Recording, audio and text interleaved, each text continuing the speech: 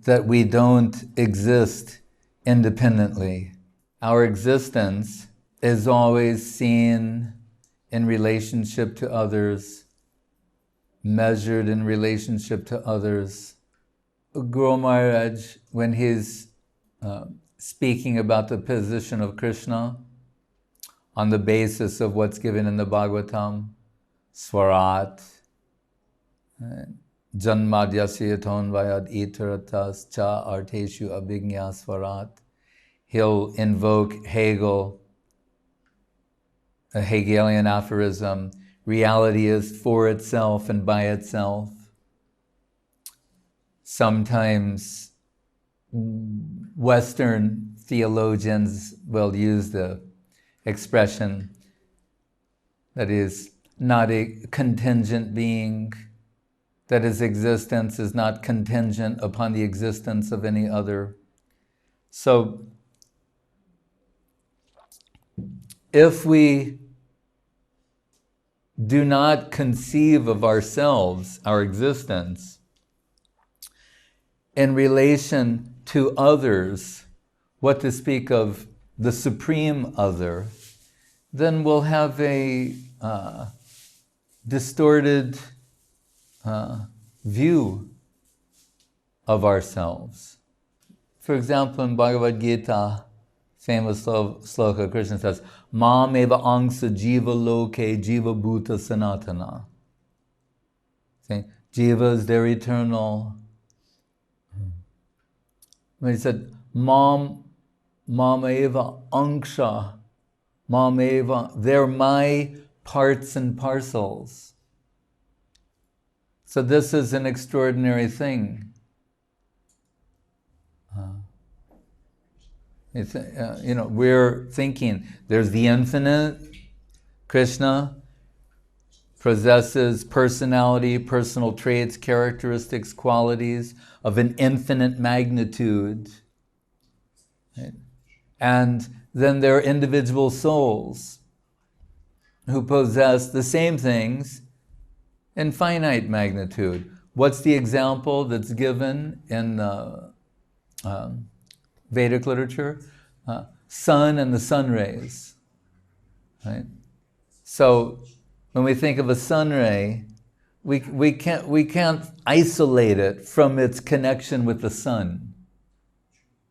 Right? In one of the books we published, I forget which one. Maybe it was Loving Search. I'm not sure. Loving Search for the Lost Servant. But there's a chapter that begins with a talk of Guru Maharaj saying, sun rays are touching the earth, but where is its home? Right? Do you know this chapter? Yes, sun of consciousness. It's not in search. Right. Of, right. So we say, beautiful. Yes, it is. So we say, sun rays, they're touching the earth. It's very simple thing. But where is its home? Its home is in the sun. So if we try to isolate it or divorce the sun ray from its connection with the sun, really that's not possible. And it's a very,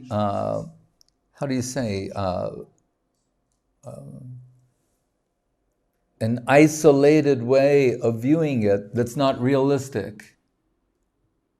So when we come to conceive of ourselves, who we are, like the famous saying of Descartes, the Latin expression cogito ergo sum, that I'm conscious of who I am, I know I exist. Right?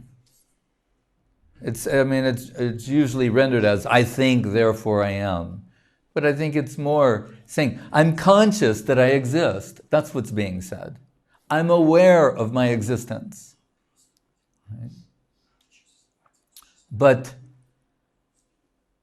in understanding that self, we know from the Sanskrit terminology, when they use the word Atma, Atma can be synonymous with soul or self, and then we're told But there are many different concepts of self. A bodily conception of self, a mental conception of self, an intellectual conception of self. So, what is that self? We're aware that we exist. Right? Srila Guru Maharaj will point out Sat Chit Anandam. We hear this expression.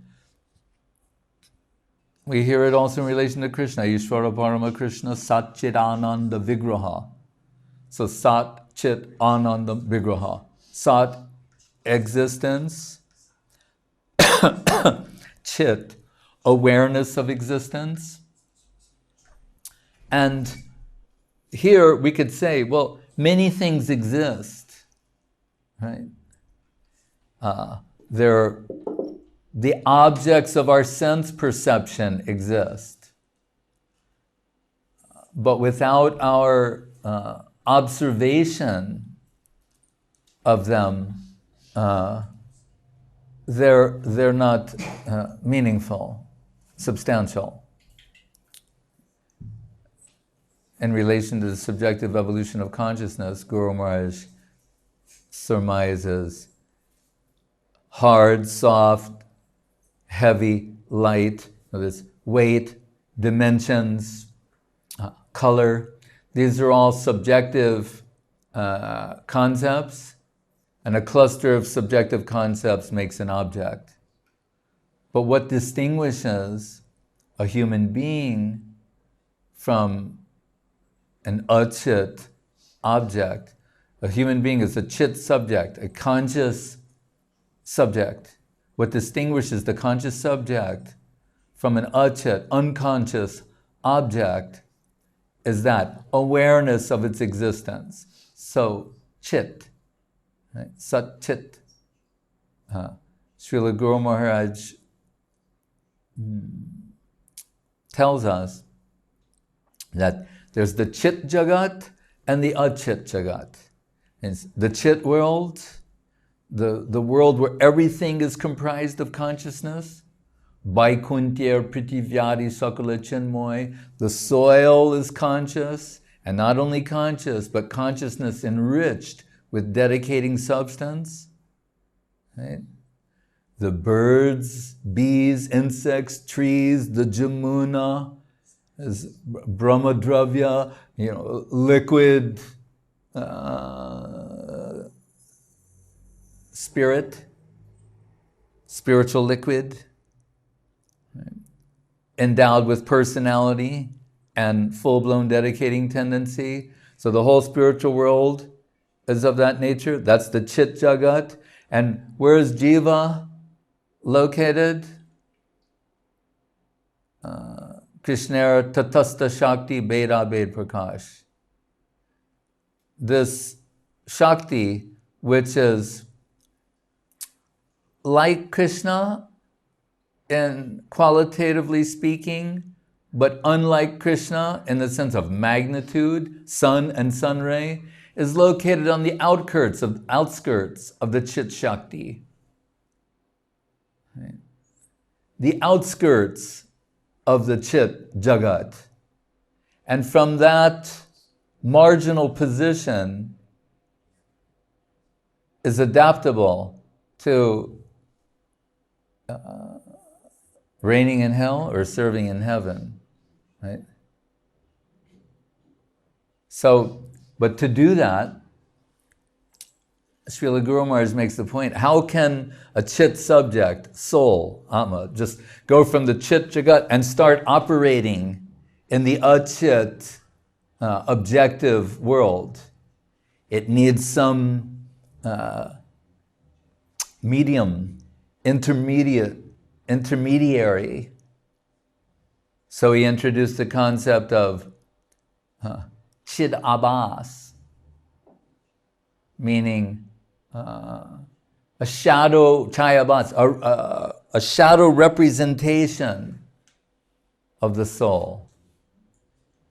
The soul, a shadow representation of it. What is the shadow representation of the soul comprised of? layers of bhumir, apo, analo, vayu, kamano, buddhirevacha, ahankara itiyame, bina prakritirastadha. Right? Inferior and different varieties, gradations of energy that are what? Inferior to jiva. So to operate in this world, jiva has to be covered by layers of inferiority.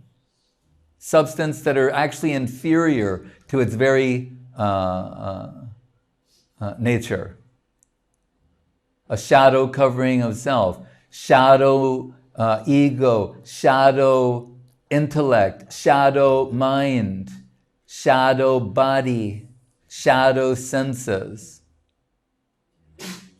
And we as conscious subjects, we're aware that I'm a conscious being embodied, but covered by layers and layers of acquired prejudice.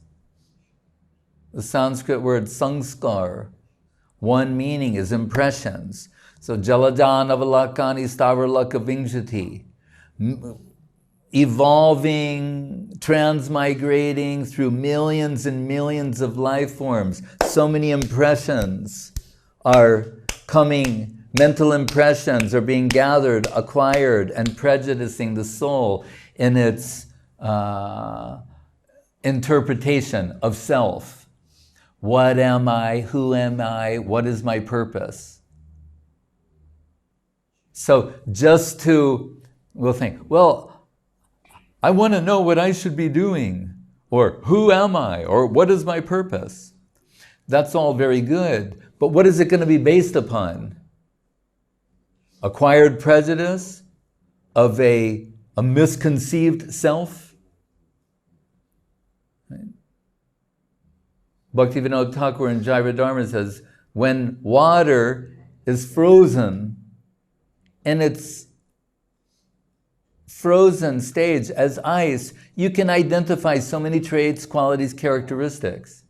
But that's not its normal position. Its normal position is liquidity, right? As water.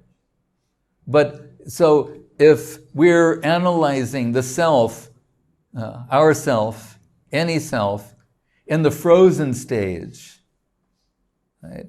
In the temporary reality, not the permanent reality, but the temporary reality, then we can make so many observations that temporarily maybe have some value.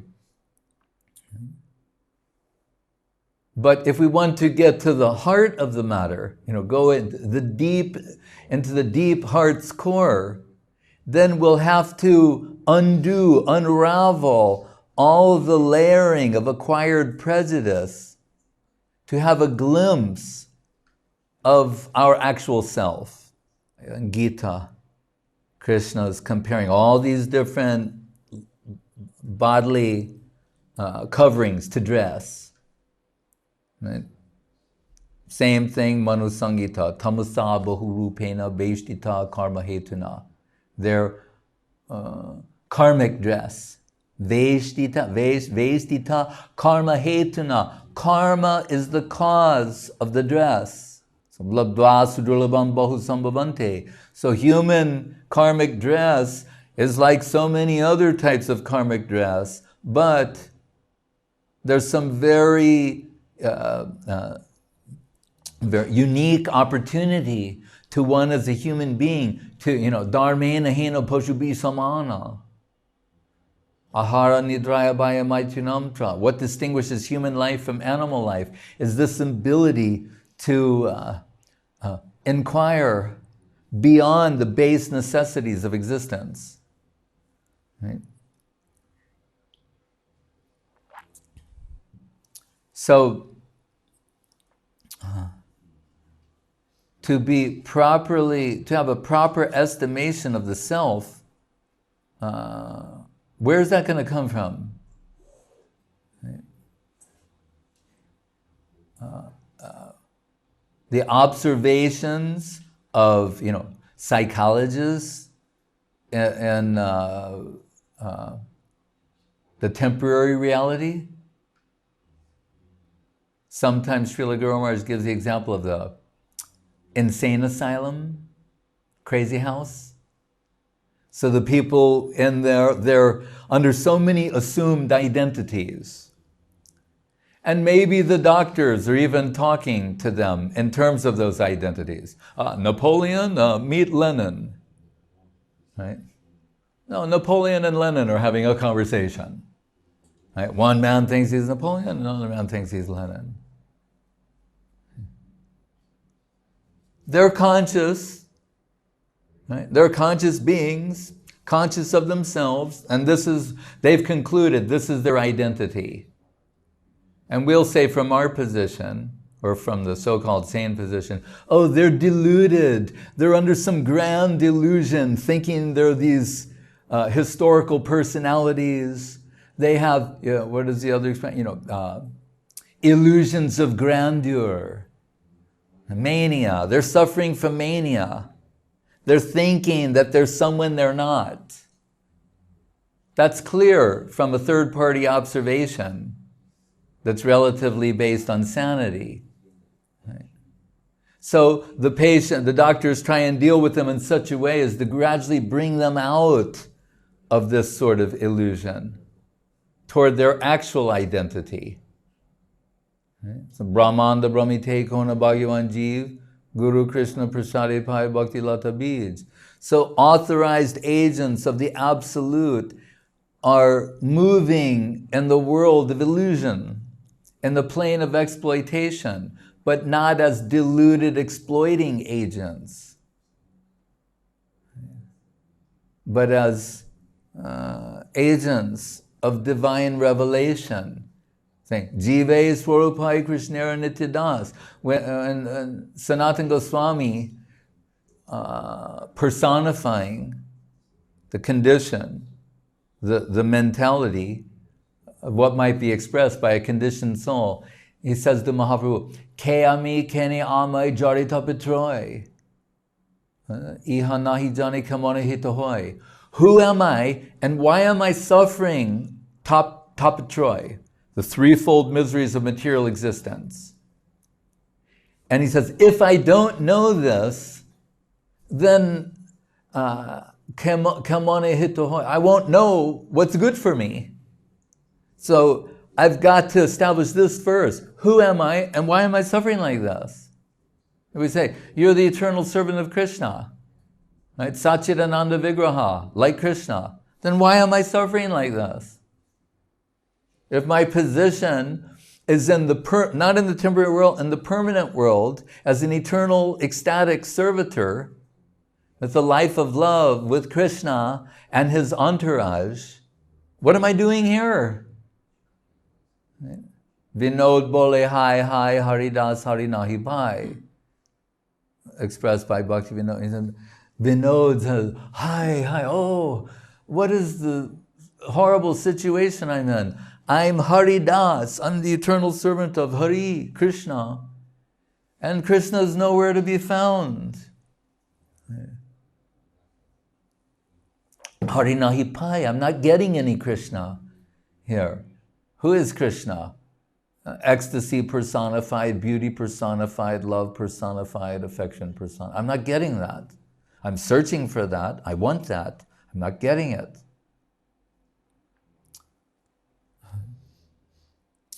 I mentioned that Srila Prabhupada was at a press conference and they're asking him questions like, Swamiji, what is the purpose of life? And we're, born and raised in ISKCON. So we're thinking like, you should say, the purpose of the human form of life is to engage in self-realization. The purpose of the human form of life is to engage in God realization, or self-realization, God realization, to cultivate love of God. We're thinking, certainly Prabhupada, one of these three, that'll be the answer. And they say, Swamiji, what is the purpose of life? And Prabhupada said, enjoyment. And they're all like, enjoy? Oh, yeah. But all the devotees were shocked. The reporters went, oh, enjoy, yeah, we thought so. Oh, yeah. But the devotees were like, enjoyment? I thought we were supposed to give that up. I didn't read the fine print. Is that in the latest Bhagavatam? Maybe that's in the new book, Chaitanya Charitamritam. Or is that in the unabridged Gita? The last line of the unabridged Bhagavad Gita, interestingly, says, and I'm paraphrasing, but it says something like, thus, the jiva soul, the living entity, resumes her normal position in the pleasure-giving potency. Very interesting. That's the last line of the last purport. Jiva enters his original, normal position in the pleasure-giving potency, Hladini Shakti, atomic chit of Chit Shakti.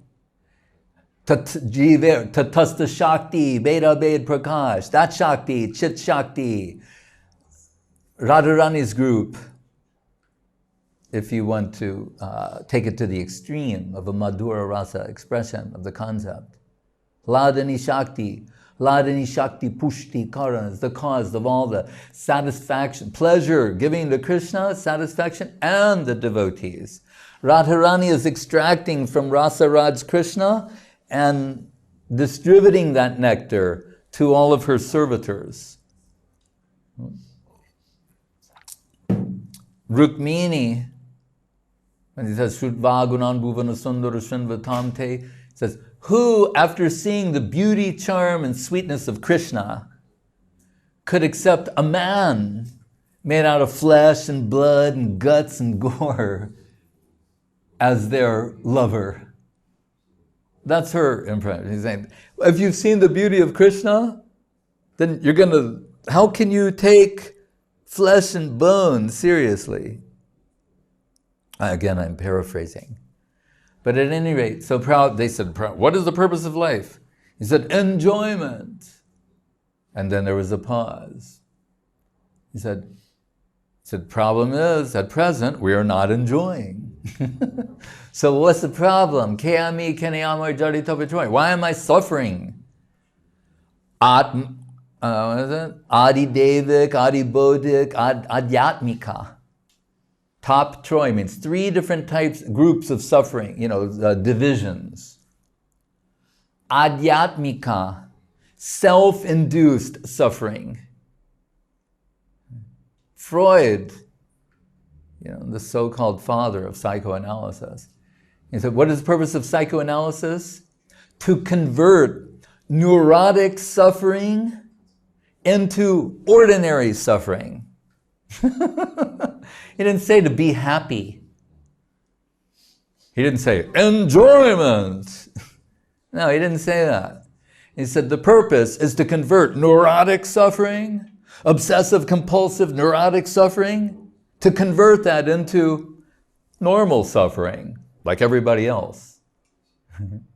That's his optimistic scenario.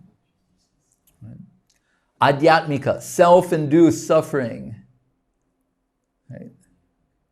Adidaivika or adibhotika, suffering from other living entities.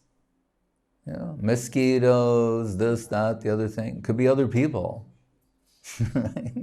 Mosquito-like people. Adidevika, the gods, or in insurance policies, when they talk about earthquake, tsunami, hurricane, tornado, they're called acts of God. In English, that's what they write. Acts of God. Like saying, we don't cover acts of God. If God's doing it, we don't cover that. Someone was pretty smart about that. So Sanatana Goswami says, who am I and why am I suffering from these things? And if I don't know this, then then how can I know what's good for me and what's not good for me? What will be my criterion? What's the reference point? And Mahaprabhu's answer, it sounds simple, but it's profound. Jive Swarupoi, your real Swarup, not your temporary identity and karmic circumstance, not the identity of acquired prejudice, not your latest evolved life form, right? Not your latest incarnation, your temporary identity in the temporary world. Not that. Your Swarup, who you really are, underneath all the layers of acquired prejudice and false ego and karmic dress. Your actual identity, if all the masks are removed, like in Greek theater, you know what they call persona? And you'd put on a mask, happy mask, sad mask. So they show those masks sometimes as representations of theatrical performance. So what is my identity? Underneath the mask, the karmically acquired mask of acquired prejudice, right, expressed in the karmic dress of my present life form, body. Right? Who am I? Jive Swarupai. Krishnara Nityadas. You're the eternal servant of the all-loving, all-beautiful, all-ecstatic personality of Godhead. Bayandati abhinibeshi tadshat. Ishad. What? Viparyayo smriti. But forgetting that, now you're in anxiety. And realizing the world is one big scream.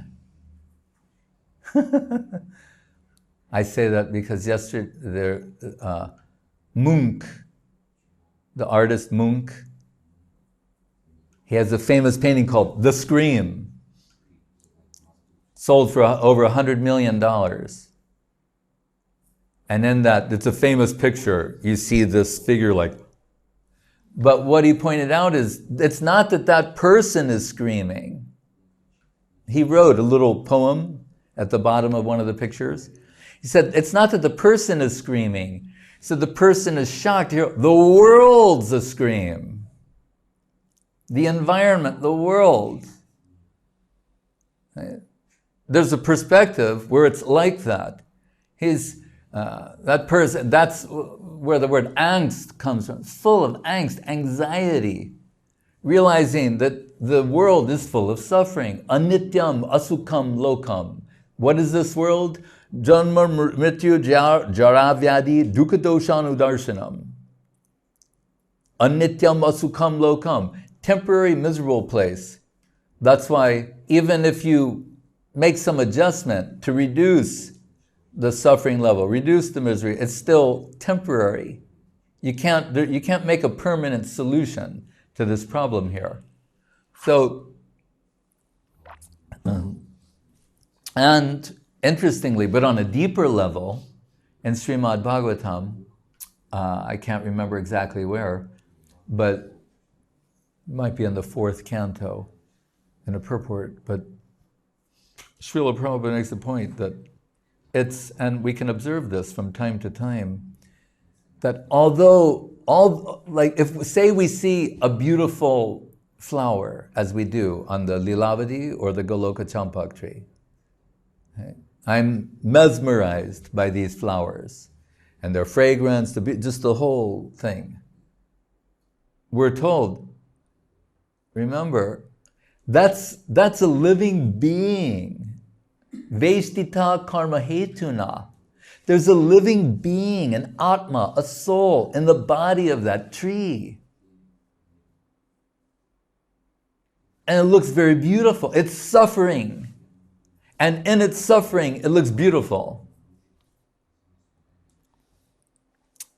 I don't know if this is approaching the fleur du mal of Charles Baudelaire, but nonetheless, right? So that's a tree, suffering. We see some beautiful animal. There's a soul inside the panda at the Chiang Mai Zoo. what is the name? What is it? It's like Lean Ping. You know what I'm talking about? We have it on the umbrella. There's a you know what a panda is. It's in the news. Am I the only person who like knows these things? We have an umbrella in the next room. There's an umbrella 5 meters away from where my arm is that has the name of that panda on it. Well, you could send somebody else since you're translating. Bring that umbrella. It'll be a good prop for the video. And then our Chinese friends can tell us how to actually pronounce the name. Okay, here we go. Camera operators ready. This is an umbrella. Okay.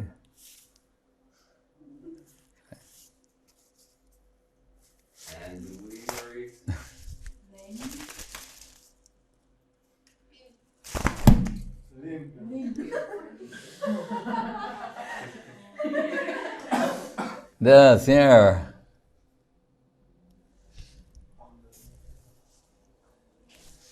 This panda is in the Chiang Mai Zoo.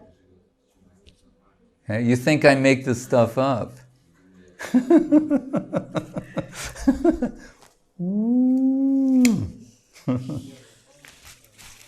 So everyone goes there and say, oh, the panda's so cute, and he's doing little somersaults and sitting around chewing bamboo, and everyone's like, oh, how cute. But it's a living being in there who's suffering material existence in the body of a panda. That's why I said that.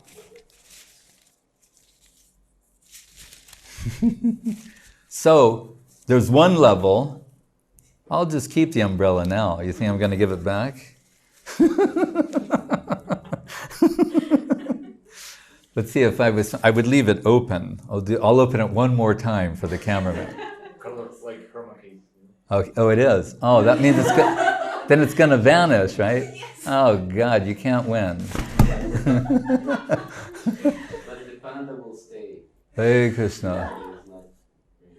No. Hey. I'm suffering in the body of a panda. Yes. So, but this is not. I wonder what silver looks like next to a chroma key.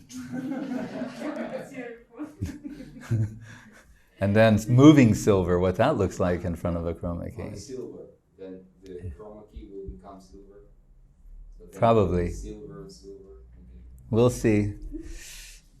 So there's the scream level. We realize, oh, all these living beings are suffering. Right? But then there's another level. Say, it's astonishingly beautiful that although the whole world is full of suffering living entities, it looks so beautiful. Beautiful birds, beautiful pandas, fish. We have the goldfish. They're beautiful. It all looks so charming, too. It's an extraordinary thing. Raso hamapsu konteya prabhasmi shashishuryayo pranava sarva vedeshu shabdake purushamnashu. We want to see everything in relation to Krishna. When the Braja Gopis, Uddhava comes with his messages from Krishna to assuage the pangs of their separation. One of the things in the beginning is telling them, to do yoga, to learn to meditate, like that, and they're insulted by the suggestion. But another point, Krishna is like Gyan, where Krishna is telling them, actually, I'm always with you. How can you be feeling separation? I'm the mental elements. I'm the air. I'm everything. So it's only some thoughts that you have that I'm separated from you, if you realize that I am everything and I'm within everything, then you won't feel separation. It's interesting. This is Brahma Gita, but it parallels Bhagavad Gita. Nachamatstani chabhutani paschime yoga maishwaryam. And what yad vibhuti mat sattvam srimad urjatam evava. Krishna telling Arjuna all these different ways that he can be seen. So, and then Krishna has the audacity to tell the Braja Gopis, actually, I never left you. Because if we go back to the Atma, there's the body, mind, soul scenario. So he's saying, only my body went to Mathura.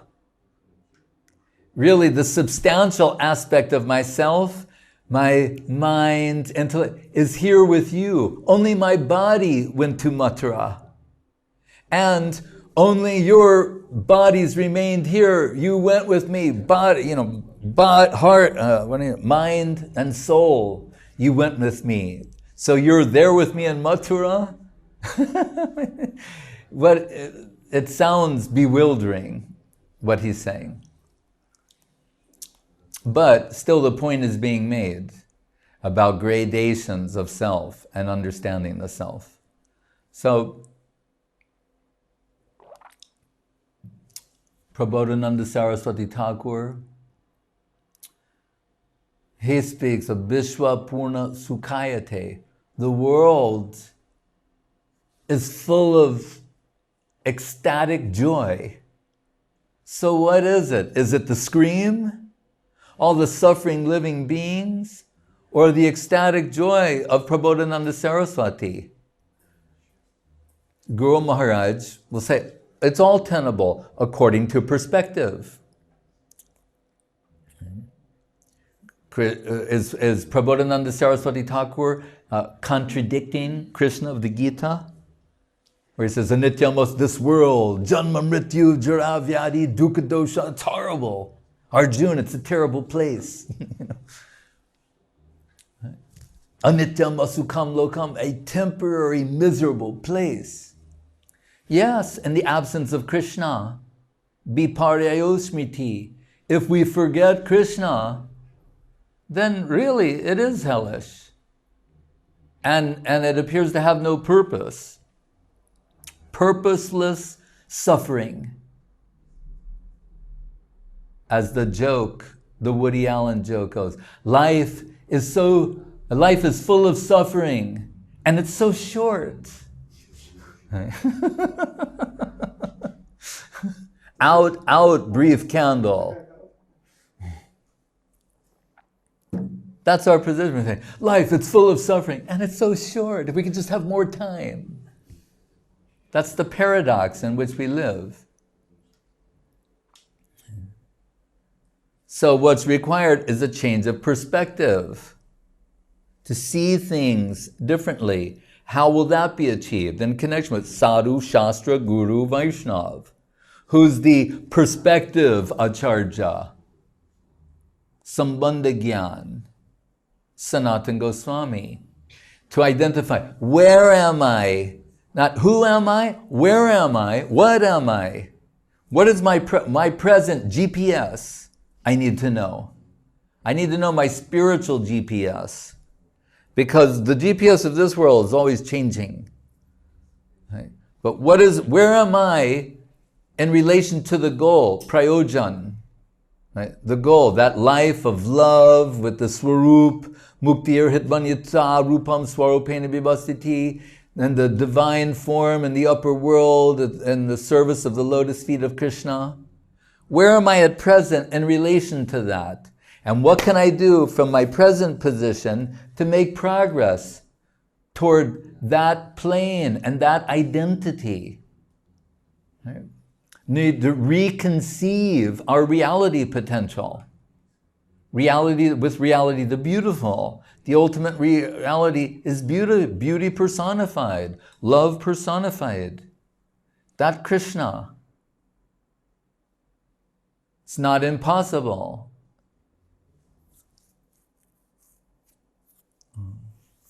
As I told, there's a poet who said, we need more people to specialize in the impossible. Right? In this world, anybody can do what is possible. Right? But what is unique and interesting is what is generally thought to be impossible. And what is the impossible of impossible things? That the infinite will come under the control of the finite. That infinite magnitude, sun-like personality will come under the control of the finite. Sri Krishna Karshini Chasa. Such a valuable substance is the love and affection potential we have in our hearts. That we have. Jiva is an impoverished Shakti, but under the shelter and guidance of Chit Shakti, Ashraya Vigraha, means Guru and Vaishnav, practically. And by extension, the upper world of Gurus and Vaishnavas. Then Jiva, her is the prince, the girl from the street who marries the prince. She becomes a princess. Right? By dint of her connection. So by dint of spiritual connection, the serving potential, which is the real wealth of Jiva, not exploiting potential. The exploiting potential of Jiva is very small, actually. I remember once we were in Bucharest and in Romania, and we needed to park our car somewhere. It was like this little area where you could park, say, 20 cars. But this man came out, and he was the god of that parking lot.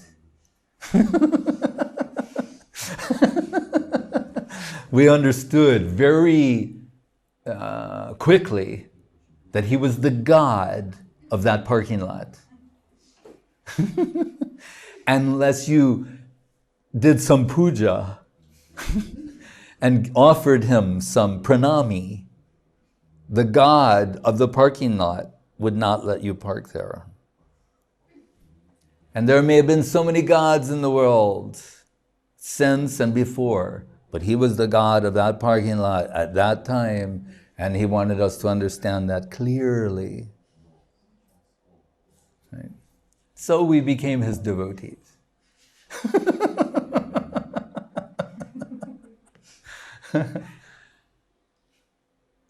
So, Jiva's exploiting potential. Ozymandias told the poem of Shelley, where he says, he meets this traveler from an ancient land and tells him of something very peculiar and bewildering he saw. What is that? Out in the desert, there's a giant statue. They say it may have been Ramses I, II, or III, one of the Egyptian kings. There's this statue, but it's broken. The head's lying in the sand, the arms are over here, just from like the waist down is there with an inscription on the bottom. It says, I am the mighty Ozymandias, king of kings. And he said, if you look at the face in the sand where the head was, this arrogant sneer on the face, he says, whoever the artist was, he really captured the persona of this arrogant king trying to extend the circumference of his exploiting capacity. Right? And the Achit Jagat. I am the mighty Ozymandias, look upon my kingdom. And he said, but when you look, all you see in all directions are just sand and sand dunes and nothing. His kingdom was reduced to grains of sand. When we were in Rome recently with Krishna Kanta Didi and Munendra Mohan Prabhu and the others, you'll see in Rome, as you drive around this, there are places where, even when they made the metro, the subway, if they, like while they're digging, if they discover some ancient ruin, they go around it or they preserve it. So you can see in certain parts of the city, this ancient city, like, what would it be, like 20 meters below street level. So in other words, like the sanskar, the palams, layer after layer after layer is building. But sometimes you find deep, deep beneath these layers, the ruins of the ancient city. So whether it's the Roman Empire, Greek civilization, ancient Vedic culture, they all dissolve into sound. When Sanatana Goswami was in jail, he got a letter from Rupa Goswami.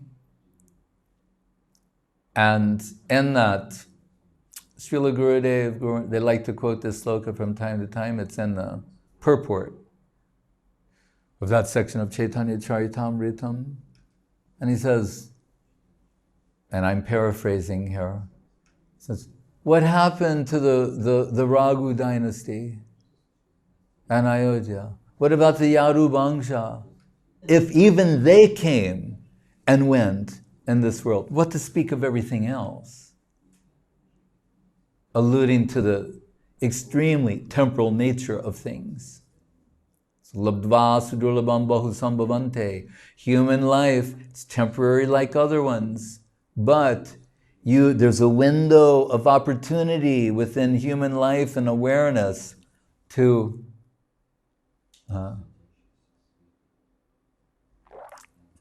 become liberated from misconception. That's what it means, to become liberated from misconception. What is misconceived self, misconceived identity? I'm not an exploiting unit. I am an aspiring, dedicating unit. So Guru Maharaj said, what do we want to be? A beginner in the permanent world. Being very experienced and very adept and very,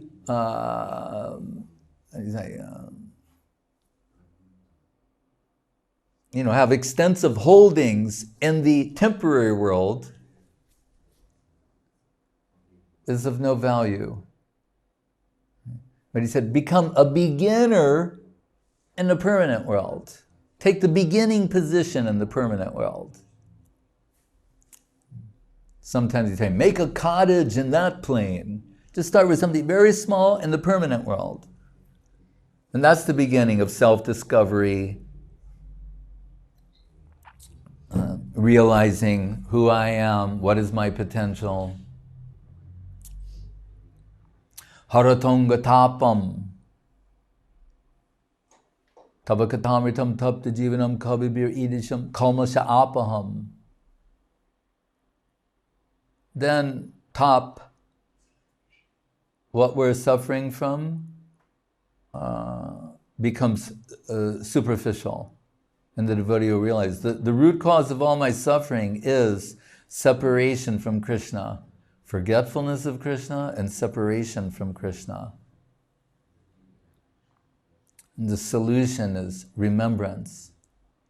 Shravanam kirtrotavyas kirtitavyas cha smartavyas chechtadha bhayam abhayam.